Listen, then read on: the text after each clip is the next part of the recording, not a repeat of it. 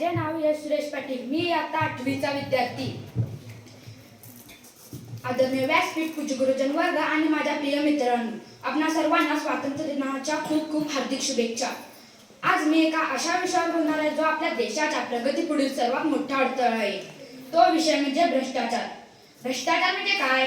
सोप्या भाषेत सांगायचे तर स्वार्थासाठी आपल्या अधिकारांचा किंवा पदांचा चुकीच्या मार्गाने केलेला वापर. आज भ्रष्टाचार आपल्या समाजाच्या नसानसात भिनला आहे. जशी लाकडाला लागलेली वाळवी किंवा झाडाला लागलेली कीड संपूर्ण झाड पकडून टाकते, तसेच आज भ्रष्टाचार आपल्या देशाला आतून पोकळ करत आहे.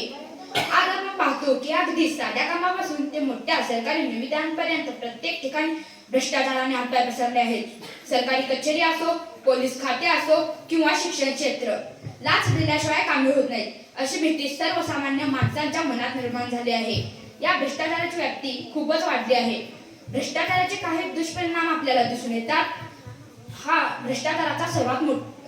गरिबांचे शोषण हा भ्रष्टाचाराचा सर्वात मोठा फटका गोरगरीब जनतेला बसतो.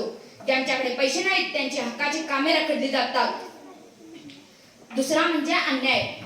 योग्य गुणवत्ता असूनही पैशाच्या जोरावर पात्र व्यक्तीला डावलून अपात्र व्यक्तीला संधी मिळते, ज्यामुळे सामाजिक अन्याय वाढतो.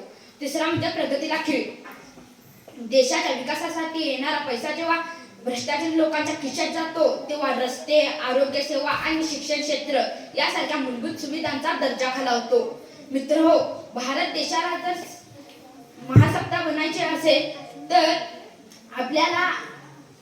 आपल्याला आपली मानसिकता बदलावी लागेल. मी लाच घेणार नाही आणि मी लाच कोणाला देणारही नाही अशी प्रतिज्ञा प्रत्येक नागरिकाने केली पाहिजे. धन्यवाद.